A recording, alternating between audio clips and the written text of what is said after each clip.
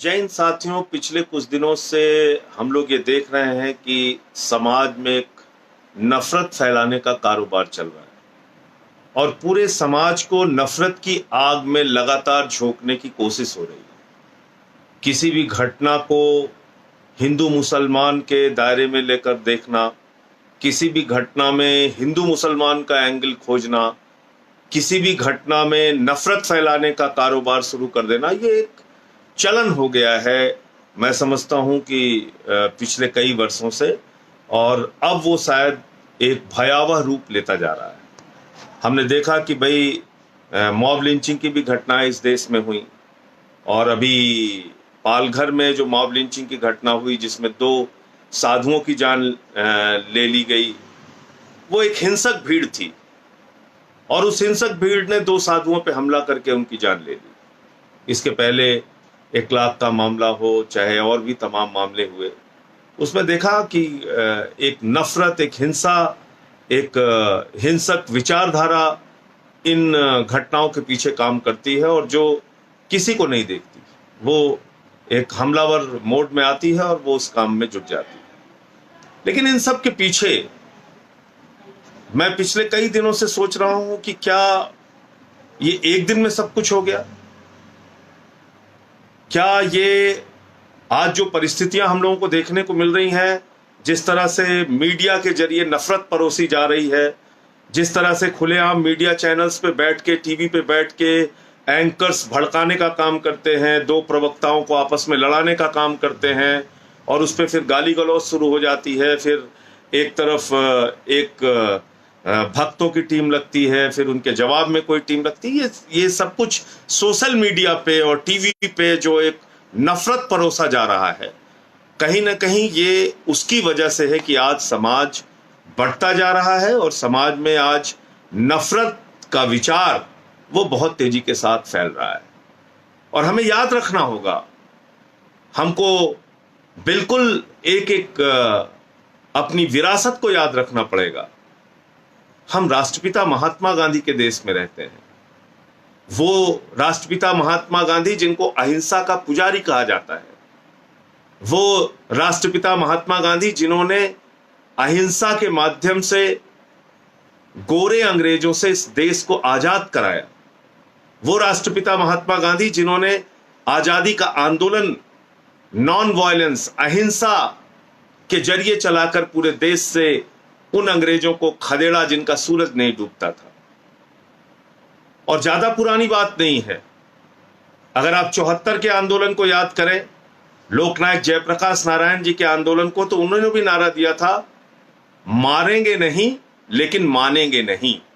यानी सत्ता के खिलाफ जो लोकनायक जयप्रकाश नारायण का आंदोलन था, वो भी अहिंसा का आंदोलन था कि लाठी खा लेंगे, मार खा लेंगे, सत्ता का उत्पीड़न बर्दाश्त कर लेंगे, जेल चले जाएंगे, लेकिन मारेंगे नहीं।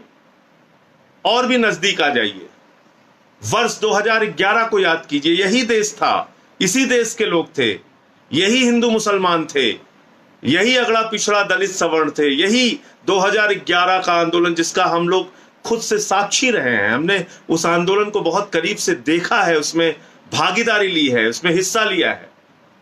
अन्ना जी का आंदोलन, उस आंदोलन में हमने देखा कि पूरा देश अन्ना जी के साथ आंदोलन में खड़ा हुआ, पूरा देश सड़कों पे उतरा, लेकिन सब ने गांधी जी का रास्ता अपनाया, सब ने प्रेम और अहिंसा का रास्ता अपनाया।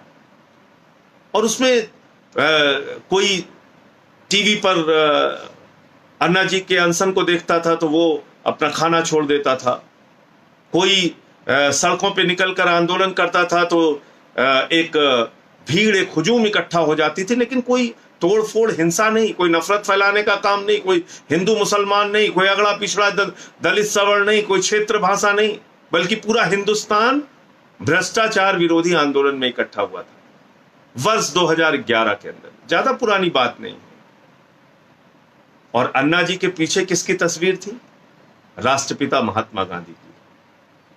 और उस अन्ना के आंदोलन में हम सब लोगों ने क्या संकल्प लिया था? क्या अपने अंदर एक धारणा बनाई थी, एक दृढ़ संकल्पित भाव से हमने काम किया था। उसमें कहा था हम हिंसा का सहारा नहीं लेंगे, उसके बाद आम आदमी पार्टी का जन्म हुआ, और आम आदमी पार्टी में भी आज तक हमने कभी हिंसा का सहारा नहीं लिया। हमने हमेशा हिंसा की, नफरत की राजनीति का विरोध किया है। हमने हमेशा ये कहा है कि नफरत के लिए हिंदुस्तान में कोई स्थान नहीं। ये गौतम बुद्ध का देश है, ये राष्ट्रपिता महात्मा गांधी का देश है, यहां पर नफरत के लिए कोई स्थान नहीं। लेकिन आप देख रहे हैं तमाम चैनल के लोग वो इस वक्त नफरत परोसने का लगातार काम कर रहे हैं।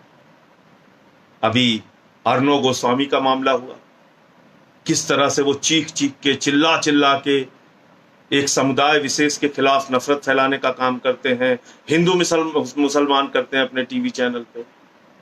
तो ये ठीक बात नहीं है। ये नफरत का बीज बोकर हम क्या करना चाहते हैं हिंदुस्तान में? याद कीजिए दुनिया के उन देशों को जो नफरत के बुनियाद पे खड़ा हुए। याद कीजिए वो दुनिया की तमाम शख्सियतें, वो तमाम दुनिया की आबादी, वो तमाम दुनिया के देश जो नफरत की बुनियाद पे अपने देश को बनाने की कोशिश करते हैं, वो बर्बाद हो गए। हिटलर की जर्मनी को याद कर लीजिए। हिटलर ने पूरी दुनिया में तानाशाही लाने का काम किया, हिंसा, नफरत, विश्व युद्ध के हालात पैदा किए, बम और गोली के दम पे दुनिया को बनाने की कोशिश की, बर्बाद हो गया। अंत में उसकी एक ऐसी मौत हुई जो आज तक एक रहस्य है कि उसने अपने आप को खुद को गोली मार ली। उसके बाद वो चाहे अफगानिस्तान हो, चाहे पाकिस्तान हो, चाहे इराक हो, आप देख लीजिए जहां भी नफरत फैलाने का काम होता है, जहां भी हिंसा फैलाने का काम होता है, उन देशों की हाल, सीरिया को देख लीजिए, जहां भी नफरत फैलाने का काम होगा उन देशों के हालात क्या हैं आप देख लीजिए। ये उम्मीद का दिया अगर जलता रहेगा तो वो दिया भाईचारे के, प्रेम के, अहिंसा के, एकता के दिए को जलाता रहेगा और समाज को संगठित रखेगा, एकजुट रखेगा। हिंदुस्तान खूबसूरत इसलिए है क्योंकि यहाँ अलग अलग रंग के फूल एक साथ रहते हैं। हिंदुस्तान खूबसूरत इसलिए है कि ये एक धर्मनिरपेक्ष राष्ट्र है जहाँ पर सभी धर्म, सभी जाति, सभी भाषा के लोग, 130 करोड़ हिंदुस्तानी एक साथ मिलकर प्रेम से रहना चाहते हैं। उनको लड़ाने की जो कोशिशें हो रही हैं उनको नाकाम कीजिए और अपने सोशल मीडिया का माध्यम, फेसबुक का, ट्विटर का, व्हाट्सएप का, ये जो माध्यम आपके पास है इसका इस्तेमाल प्रेम और भाईचारा फैलाने में कीजिए। एक तरफ वो लोग हैं जो पेड लोग हैं, जो पैसा दिया जाता है जिनको नफरत फैलाने के लिए, एक तरफ वो लोग हैं जो इस देश में प्रेम, अहिंसा और भाईचारा चाहते हैं। अब आपको ये तय करना है कि नफरत फैलाने वाले जीतेंगे या प्रेम और अहिंसा का संदेश देने वाले जीतेंगे। आप सबसे हाथ जोड़कर विनती है, समाज में एकता, भाईचारे के लिए अपने अपने स्तर पे जो भी आपके पास सोशल मीडिया का प्लेटफॉर्म है उसका इस्तेमाल अपने संदेश देने में कीजिए और समाज से नफरत कैसे दूर हो सकती है इसकी अपील कीजिए।